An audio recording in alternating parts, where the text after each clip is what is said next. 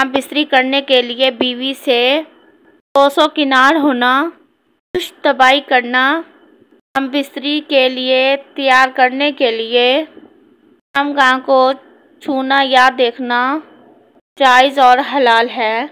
याद रहे, हम बिस्तरी की ख्वाहिश बेदार होने और उसका मुतालबा करने पर ना शौहर बीवी से इनकार करे और ना ही बीवी शौहर से इनकार करे।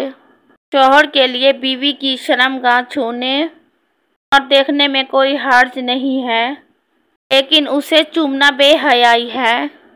इस तरह बीवी के लिए मर्द की शर्मगाह छूने और देखने में कोई हर्ज नहीं है, मगर उसे चूमना और मुंह में लेना बेहयाई है। शौहर बीवी का एक दूसरे से गैर फितरी तरीके से मनी खारिज करवाना जिस्मानी नुकसान के साथ बेहया लोगों का रास्ता इख्तियार करना है।